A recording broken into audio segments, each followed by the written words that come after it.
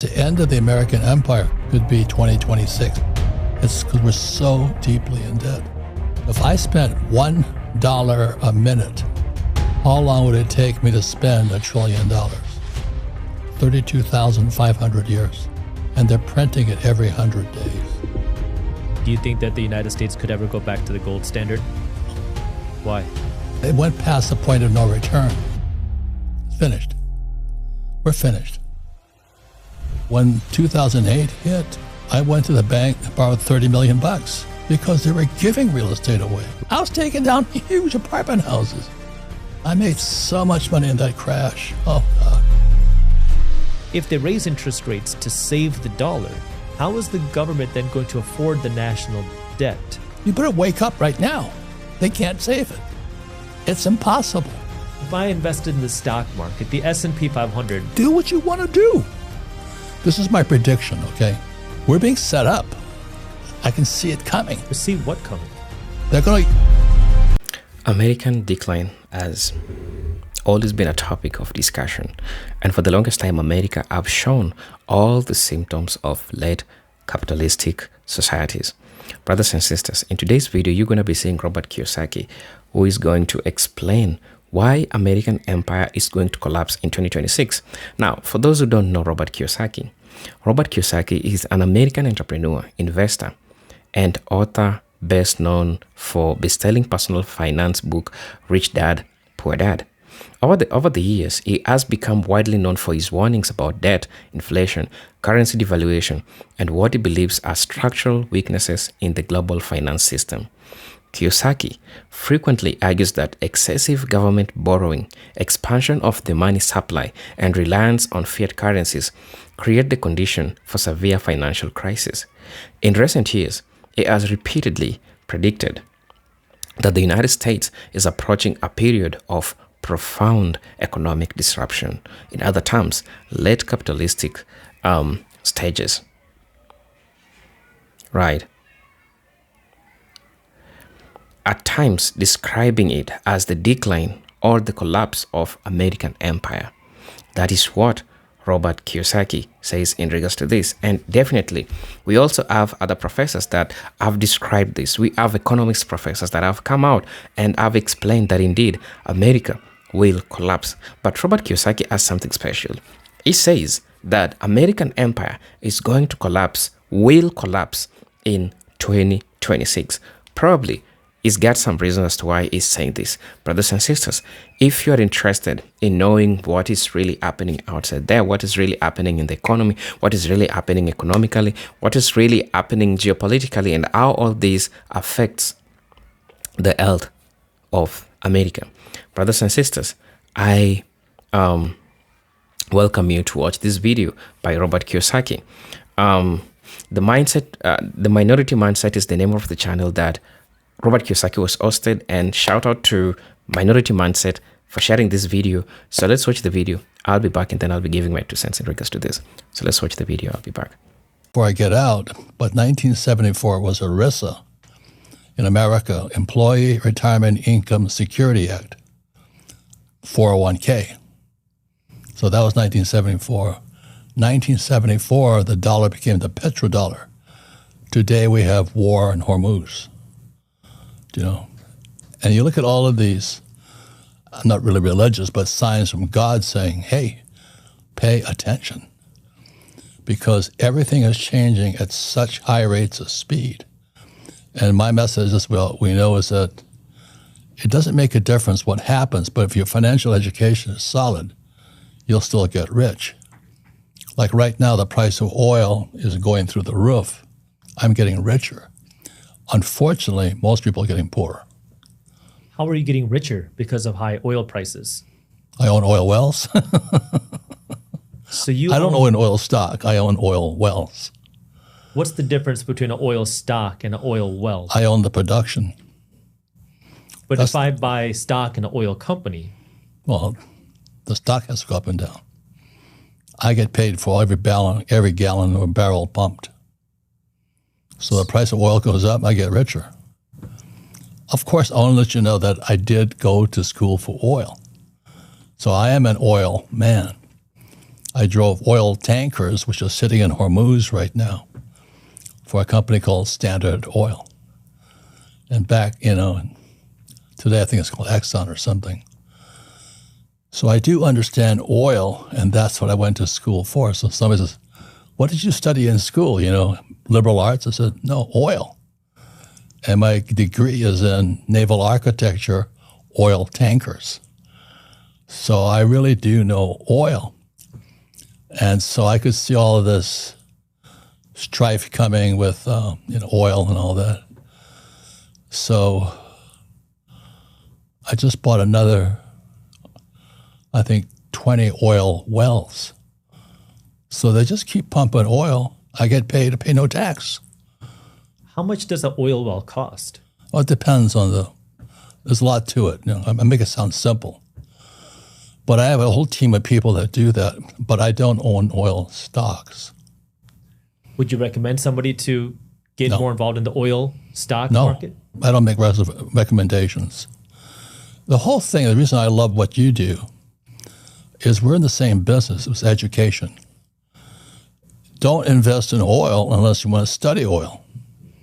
Like I have a really good friend, He's a multi-millionaire. And I said, how'd you get so rich? He says, eggs. And then what happened for him, because we're about the same age, when he was a kid, I think his grandmother bought him some chickens. And the chickens laid eggs. And he goes, that's interesting. So he used to collect the eggs. And he'd go around the neighborhood selling his eggs. So there's oil flow, cash flow, egg flow. So today that guy just kept reinvesting his eggs. And I think he sells 1.8 million eggs a day or something. Wow. He has whole chicken coops. So you're going to say, yeah, I just started a chicken coop. Well, this guy just kept reinvesting his eggs. It's capitalism. It's not rocket science. So everybody can raise a chicken. Invest in what you know, but you got to study what you want to be good at. Study is more proactive, and knowing assumes you know. And I think now a lot of people, like you mentioned, are getting to this conclusion that my job is not going to be enough. No. I'm earning a salary and I need to invest my money. And so what happens is your employer gives you a 401k and they say, this is your now retirement plan because like you mentioned, there used to be a pension, but they're a thing of the past. Yeah. And so now it's this 401k, which is money invested into the stock market. 1974 again, ERISA, Employee Retirement Income Security Act, 401ks, IRAs. And so now people are relying on their 401k and IRA to retire. They're counting on it. They're counting on it. And a lot of people are getting more and more anxious about the stock market, partially due to oil prices, partially due to AI, partially due to concerns about the economy. And the debt. And the national debt. Global debt. Why are you not a fan of the 401k? I have no control over it. I would never touch. I'm not saying you guys shouldn't, no, get me wrong. But I would rather raise chickens and produce eggs than have a 401k. Why? Because I can control the egg flow. But if I invested in the stock market, the S&P 500. Do what you want to do. This is my prediction, okay? It's not a good prediction. I hope I'm wrong. Somebody is setting up my generation, the boomer generation. What they're going to do is the boomers have been saving all this money since 1974. 1970 was also the petrodollar, which we have a war in a place called Iran today. We're being set up. I can see it coming. It's happened before in history. But see what coming? They're going to yank the stock market. And they're going to crash the stock market. My generation is going to be homeless. It was predicted for years. Back in 1779 or something, a guy named Thomas Jefferson said, if we allow a central bank to take over our money supply, the Fed basically, your children will wind up homeless in the land your fathers fought for. It's history. Study effing history. 1974 was the petrodollar. We're at war in Hormuz right now. I'm getting richer. 1974 was ERISA, Employee Income Security, 401k. We're being set up. But what is the petrodollar? Because I think a lot of people have heard that term. Backed by oil. 1971, Nixon took the dollar off the gold standard, and the dollar became debt. So when Nixon took the dollar off the gold, just check your history books. Everybody should know that stuff. They took the dollar off, and they could print money as much as they liked. So today, America is $39 trillion in debt because of what Nixon did in 1971. They should study that in school. So they're printing. What goes up is the price of eggs go up, and the price of oil goes up. It's just common sense. You don't have to go to school to understand that. So that's what disturbs me as our education system's Marxist. It's criminal. But we're in this system now. Money has been being printed, and it's been happening since 1971, and it really accelerated since 2020, the pandemic. That's not going to stop. The money printing happens, the value of the dollar goes down. Assets like real estate go up. But now for the person who's thinking about retirement, because today we have the biggest retirement crisis in the history of time. Baby boomers are retiring with no money. If what I sense they're going to do is going to be the biggest crisis of our times, I hope I'm wrong. Please hope I'm wrong.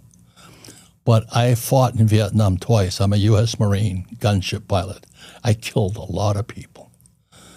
And I learned to not trust my government. So I'm fighting in Vietnam.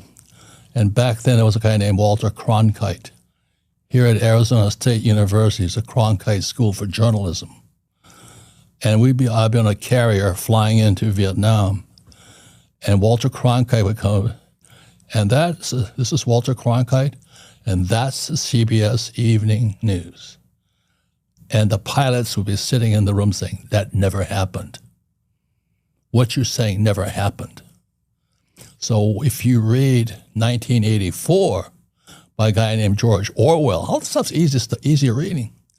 He says what government does, it takes the truth and puts it out as fake news. So you think the government's lying to us? Oh, God. Jeez. Wake up. Well, if we have this now baby boomer generation retiring with very little money, let's just assume the stock market doesn't crash. They retire with $100,000, $200,000, $300,000, $400,000. The average 401k is under $500,000 today. Not even that much. Which is not enough to retire, even if it was that much. Not with inflation and debt. Inflation is going to keep happening.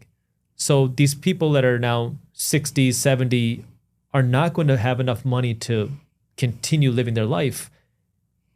The government, if they don't make changes.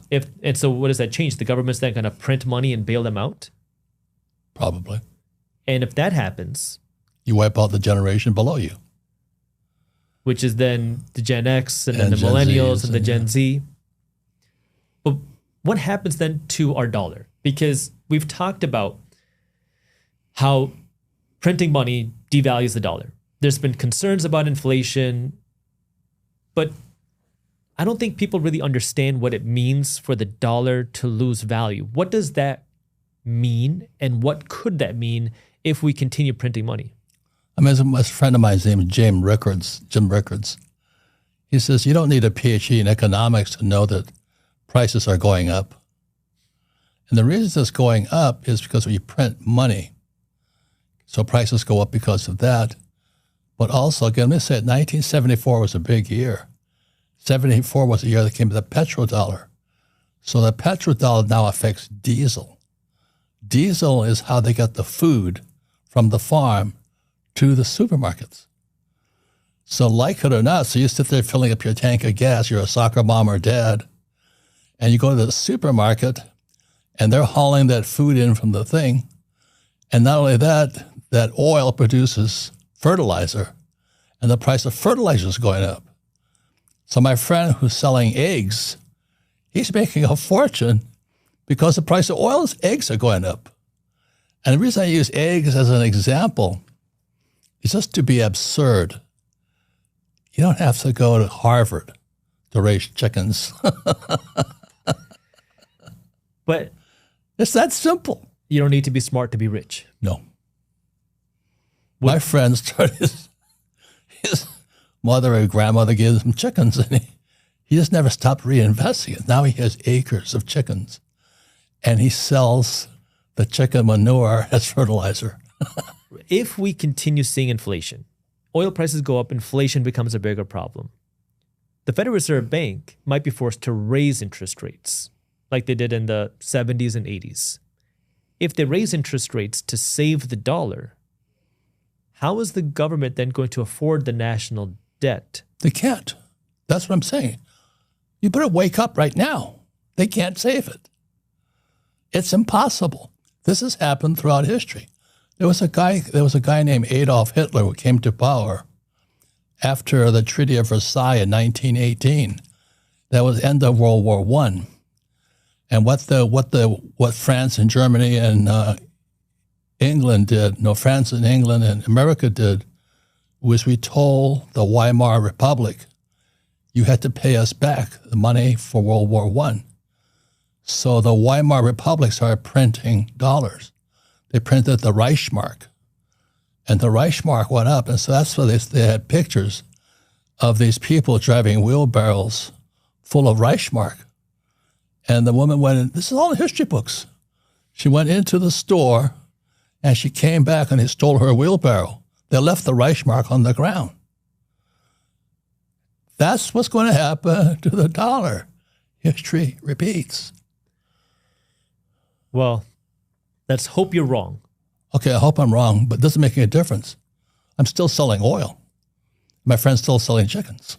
Keeping up with the economy is not an easy thing to do. And then when you have all these crazy things happening, it makes it so much more difficult not to get caught up in the political mess. And that's why I created Market Briefs. It is a free newsletter for investors that breaks down what's happening in the economy without all the politics and without all the fluff. It's a quick 5-minute read. We break down what's happening in things like the economy, housing market, stock market, crypto market, and global economy into a fun, witty, and easy to read newsletter. It's read by hundreds of thousands of investors every single morning. And as an added bonus, when you sign up for Market Briefs, which is free, you're also going to get my investing masterclass where I walk you through how you get started as an investor and find hidden investment opportunities before they hit the headlines. I'll show you the exact framework that my firm uses to research investment opportunities. So if you want to get the investing masterclass and Market Briefs all for free, all you have to do is sign up, and I have the link for you down in the description below. And this is where more people are hoping that technology, artificial intelligence will come in and save the economy. Do you think the AI is going to be good for the economy? It's going to wipe out millions of jobs. It's going to replace. What happened was, okay, there was a guy named Bill Clinton, Tricky Dick, what was his name? Slippery Bill, what his name was. He opened the WTO and all this stuff. Our jobs were exported to China. So he allowed China to come into the system not that long ago. And then came Tricky Dicky Obama, ooh, and then Biden, ooh. You know, these bunch of rocket scientists, bunch of criminals. So they took the jobs to China. AI is going to now take away the doctors, lawyers, school teachers. You look at what's happening right now on these streets here. Is it that car without a driver in it? Waymo. I mean, if I was an Uber driver, I'd say, maybe I'm out of work. But I was talking to this Uber driver yesterday. Poor woman, young woman. She's going for her 3rd master's degree. And she's driving for Uber. And Waymo sits next to us. I don't know if she can see it. She's obsolete. She's finished. On top of that, it was Obama, I'm not Republican or Democrat. What Obama did was he brought in the student loan program. So I'll bet for her, being a young woman, going for her 3rd master's degree, Let's say she has $250,000 in student loan debt. It's the worst type of debt possible. There is no more horrible debt than student loan debt.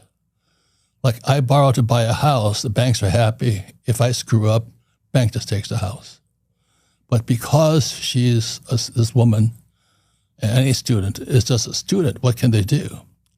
So they make it so that if you're a student loan person in America, you'll never pay it off. They'll hound you for the rest of your life. That's where we're hearing two sides. The tech people are saying, no, AI is going to create more jobs. A lot of others are saying, what's going to happen to my job? If I lose my job, what is my job going to be? We publish a newsletter every day called Market Briefs, where we break down what's happening in the economy.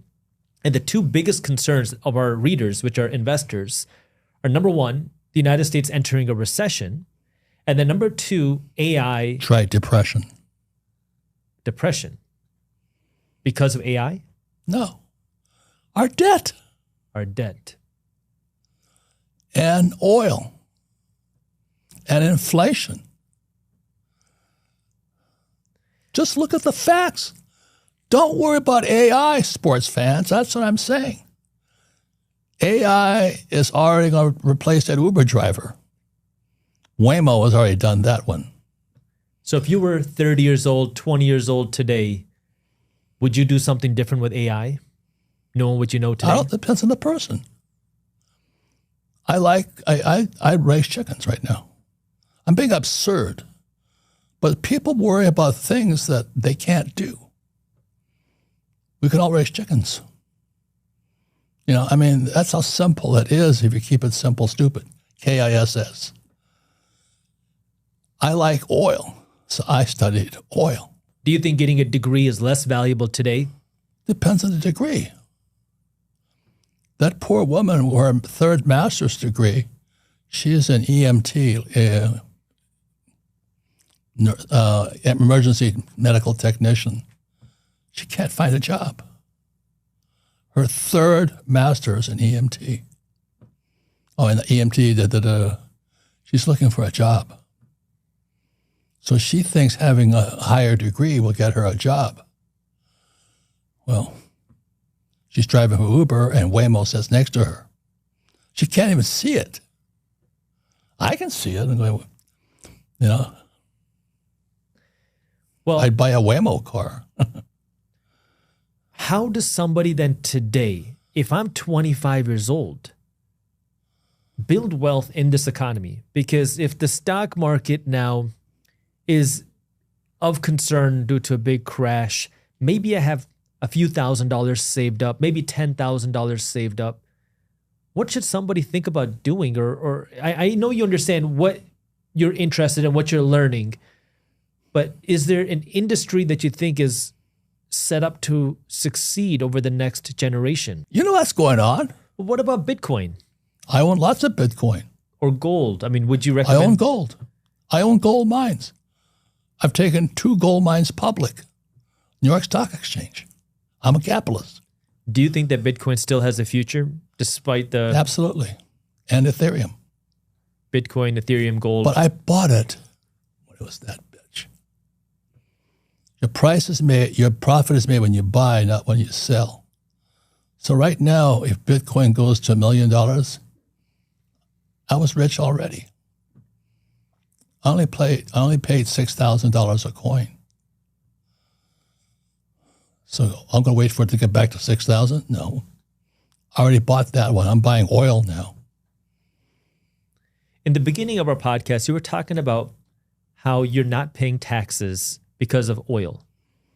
How do oil and taxes work together? Because it's a pretty sophisticated question, but they want you to drill for oil. So they incentivize you by giving you a tax break if you drill for oil. They want me to build apartment houses. So I get a tax break for apartment houses. So what I do is, let's say I make $1 million. I borrow $10 million. I put up $10 million apartment house. I just buy one, you know. And I depreciate $10 million of the apartment house. It's appreciation, depreciation, amortization. They teach you that in kindergarten. The 3 tax breaks are appreciation, depreciation, amortization. That's what my rich dad taught me. And you get that same tax break with I oil. don't pay tax legally because they want me to put up apartment houses. They don't want me to own my own home, but they want me to build apartment houses. They want me to drill for oil, so the government gives me tax breaks for oil. If I have employees, I get tax break for employees. I don't get a tax break for being an employee. I get taxed. But do you think that's where maybe the system is broken? If we have all these people set to retire with no money, the government's not making taxes off of people that are using this depreciation tax break with real estate or oil. Should they raise taxes on the financially savvy, the investors, to then pay for people to retire? You must be a communist. I'm not shutting you. That's what Gavin Newsom just did in California. He called it a wealth tax. Guess who left? All the billionaires left for Florida. Bezos and all those guys hauled ass out of California just 6 months ago.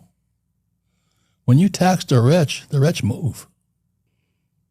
We've seen Elon Musk move his facility from California into Texas. And I think that's where there becomes more of this animosity between the rich and the poor, the haves and the have-nots, because the rich say, I don't want to pay taxes. I'm financially educated. I know how to use the IRS. Now, I'm an attorney, and I've studied the tax law. And the IRS rule book is a rule book, and it tells you what you pay taxes on and what you don't pay taxes on. And the rich, like you've talked about, have the teachers, the accountants, the attorneys to say, here's what you can do to not pay taxes. Well, on the other side, from the government that says, please do this. It's not a loophole. It's the government saying, we want you to build apartment houses. We want you to drill for oil. We want you to produce food. So we'll give you tax breaks. It's called capitalism. And now this is where I think there's a lot of need for education, because on the other side, a number of people are struggling more than really ever. And it's going to increase. The cost of living is going up. The cost to buy a house is going up. Incomes are not keeping up with inflation. And so the solution that many people run to is tax the rich, take those taxes, give it to everybody else, and now we will even the playing field. It's called Marxism. And you're saying that's Marxism. It's Marxism. It's communism. But would it work? No. Rich will run. So then the solution you're saying is... They're already, please, just a few months ago, Gavin Newsom imposed a wealth tax, and Bezos and company hauled ass out of California. It's costing California so much money now because they took the jobs with them. At which point do you think people will realize that? Because we've seen this story play out many times where businesses leave and certain states will be happy. For example, when Amazon was looking to build their next facility, New York was in the running. And when there was the discussion about taxes, Amazon decided not to open the facility in New York. They decided to move those jobs. Because they wanted to raise the taxes on them. And so I guess, I think the question that I have is, from history, is there a point where people flip? Or is there always going to be this growing divide? And when is that breaking point? There's going to be some trigger event that brings the whole thing down. That's why I wrote a book called Rich Dad's Prophecy. I think it's going to happen in the stock market. And when that happens, but it was designed back in 74, ERISA, Employee Retirement Income Security Act, 401k. I think it sets out 74, the same year Kissinger backed the dollar with oil, petrodollar. Now we have a war in Hormuz. The stock market is all-time high, and baby boomers now are 75 years old. When the S&P crashes, they're homeless. I don't think it's a mistake. I think it's a setup. Really? I was a Marine in Vietnam. I think I told you this before. I watched the news, and we'd be on this carrier. They're called MEUs, Marine Expeditionary Unit, carrier base. That's what's going on in Hormuz right now. We used to watch Walter Cronkite and says, and that's the way it is in America? The CBS Nightly News. And we on the ship screaming, that did not happen. That did not happen. But why would they do that? Keep people stupid. Do you think that's why they don't teach financial education at school? I ask you that question because that's what you do. That's why you and I are brothers. You know, you want to teach, I want to teach. We have compassion for a fellow human being. All a school teacher wants is their retirement. Really? Those are professors. Arizona State Legislature, you can just all history, all in the records. So Arizona State Legislature called a meeting calling those professors in to find out how they could shut us down, Charlie Kirk and myself, and how they could get away with it. So the day of the hearing for the Arizona State Legislature, guess how many professors? They subpoenaed 49 of them. Guess how many showed up? How many?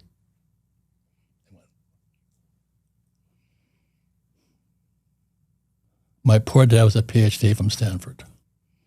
I'm smarter than everybody else. I'm above everybody else. And so this is where the financial education becomes important to understand history. They won't teach that history, though. History is what is story. So you choose the story. Well, I think you are right that history, while it doesn't exactly repeat itself, it does rhyme. It does rhyme. And to study history, because we've seen a lot about how the economy can play out throughout history. We've seen currencies rise and fall throughout centuries.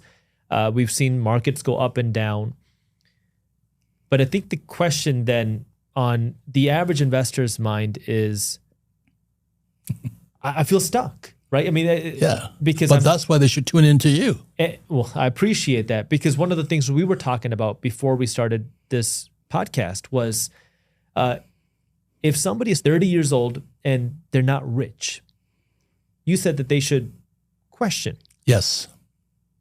But 30 is so young. I mean, I feel like 30 years old, you're still trying to figure out. I was already rich.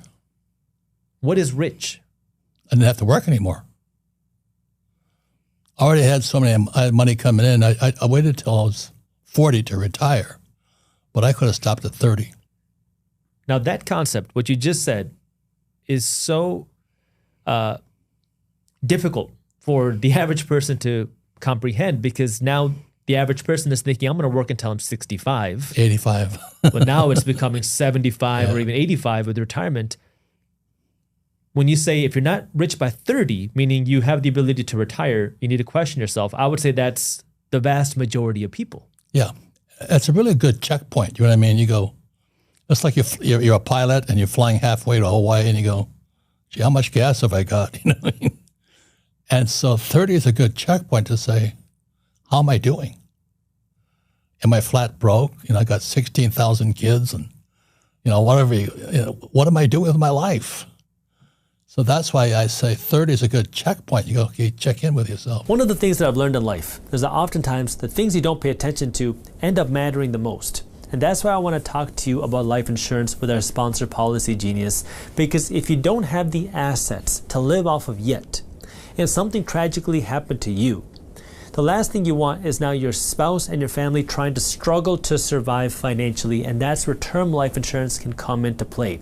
Now, I'm talking about term life insurance here, not whole life insurance. The whole idea with term life insurance is it's life insurance for a period of time, 10 years, 20 years, 30 years. That way you can work to build your assets.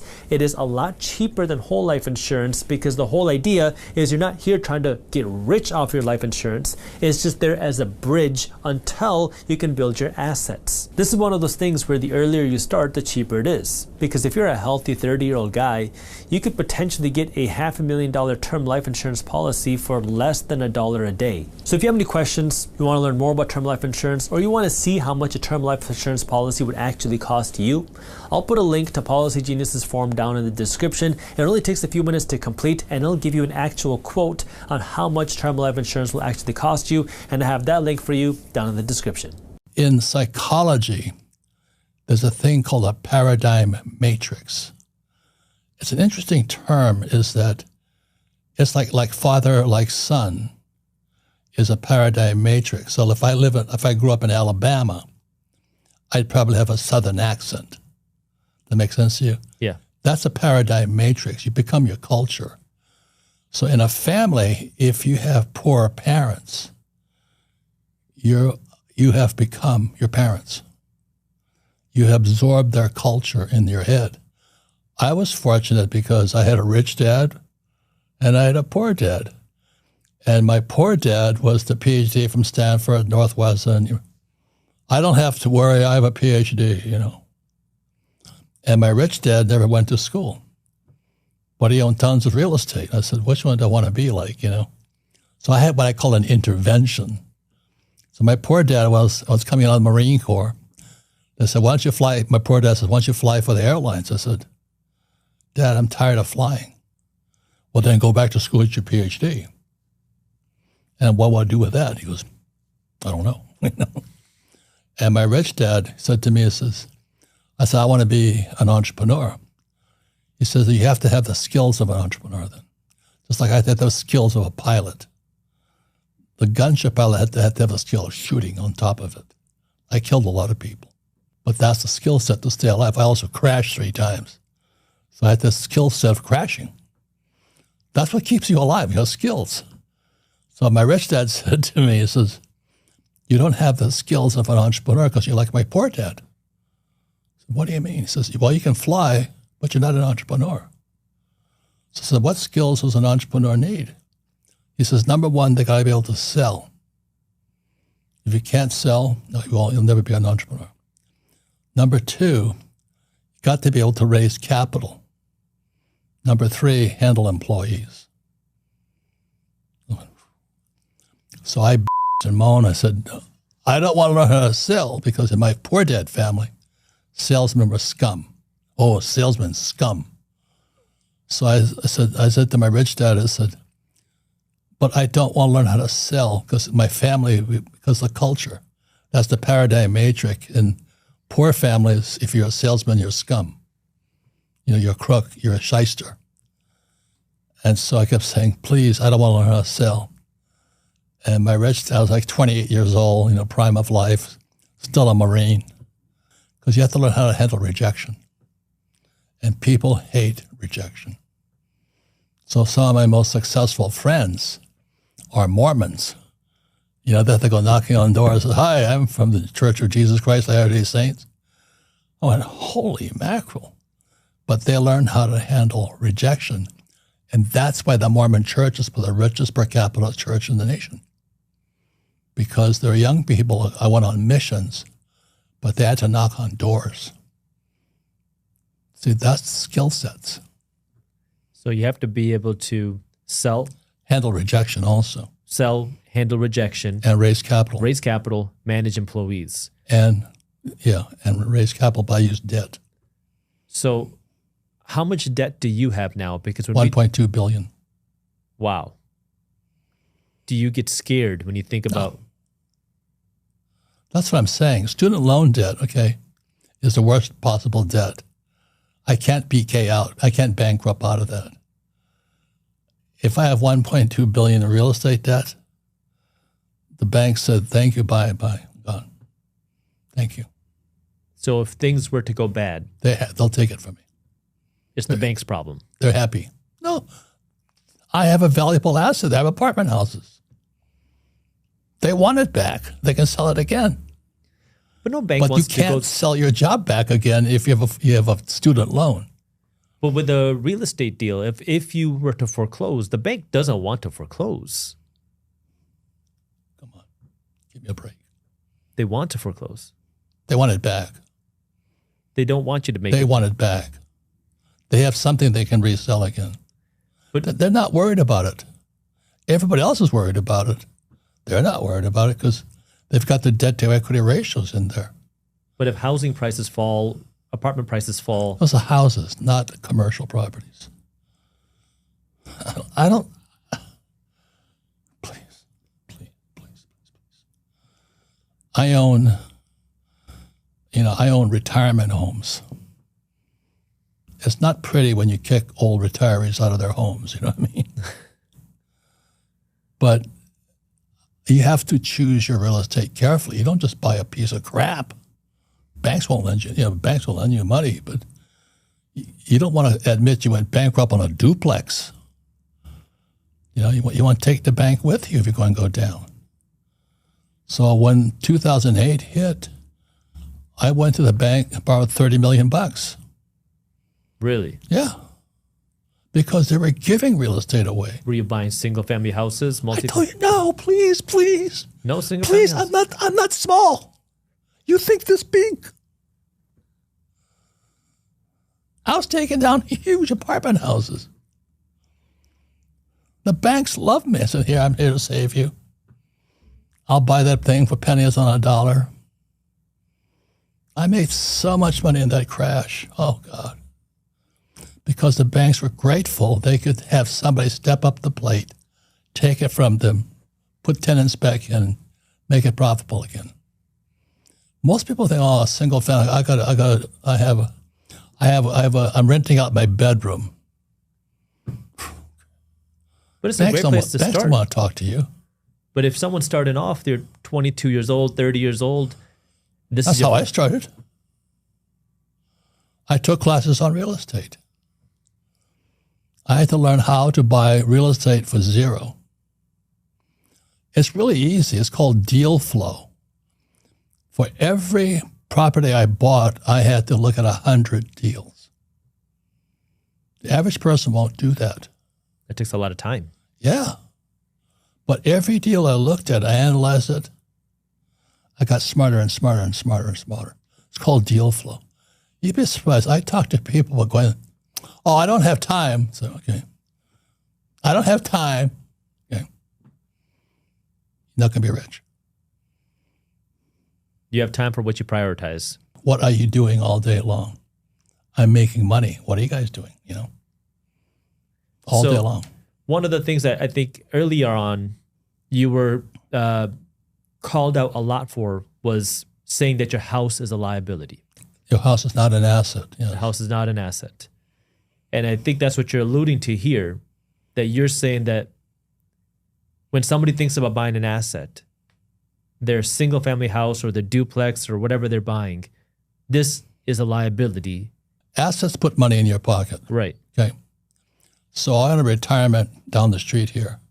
It puts $180,000 a month. $180,000 a quarter in my pocket.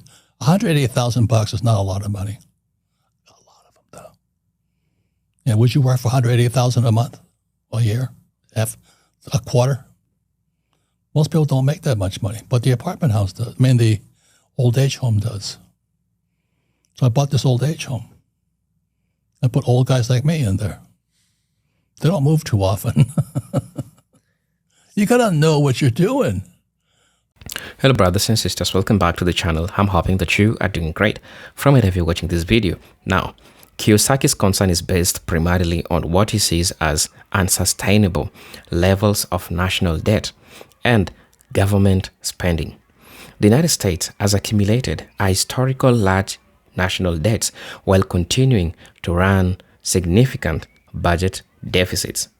Kiyosaki argues that financing these obligations through additional borrowing and monetary expansion weakens confidence in the US dollar over the long term.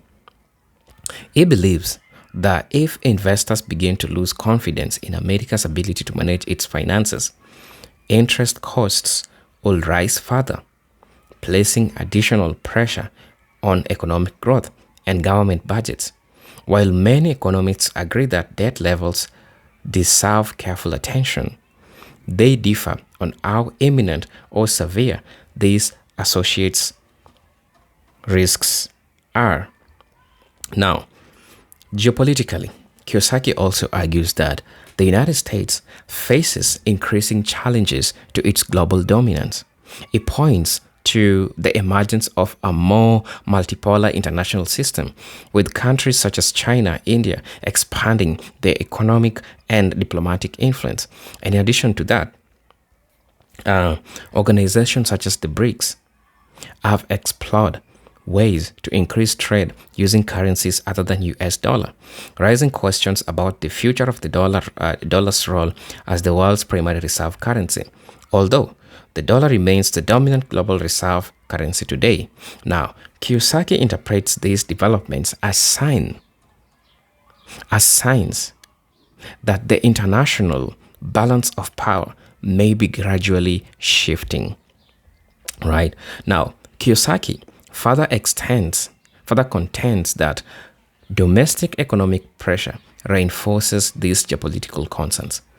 Present inflation in recent years, high housing costs, elevated consumer debts, and concerns about affordability have contributed to financial stress for many American households. At the same time, political polarization and disagreements over fiscal policies have made it more difficult to reach consensus on long-term economic reforms. Now, in this, Kiyosaki argues that when economic uncertainty combines with political division, it can reduce investor confidence and weakens a nation's ability to respond effectively to further crises. Critics, however, note that the United States has weathered major economic shocks in the past and continues to possess a significant economic strength, including innovation, deep capital markets, and a large diversified economy. And historically, many great powers have experienced periods of expansion followed by a relative decline, leading to some historians and political scientists to analyze whether the United States is entering a similar phase. Factors often cited in such discussion include rising debt, demographic changes, increased competition from other major economies, and shifting global alliances. Kiyosaki interprets these trends as evidence that America is following a historical pattern seen in previous empires. However, historians goes on and cautions that decline does not necessarily mean sudden collapse. It can also refer to a gradual reduction in relative influence while a country remains economically and militarily significant. Right? So, all in all, Kiyosaki's prediction that the American empire will collapse in 2026, I think it should be seen as a forecast rather than a verified outcome, because forecasts about national economies and geopolitical power are inherently uncertain, and many past predictions of imminent collapse have not occurred on the timelines anticipated. And nevertheless, his arguments have attracted attention because they encourage discussion about public debt, fiscal sustainability, inflation, global competition, and America's long-term strategic position. Whether one agrees with these conclusions or not, his warnings highlights genuine issues that policymakers, economists, and citizens continue to debate as they consider the future trajectory of the United States. Brothers and sisters, I'm your host and presenter Jidok Stories. Until then, let me see you in my next video. Peace, love, and harmony. Salute.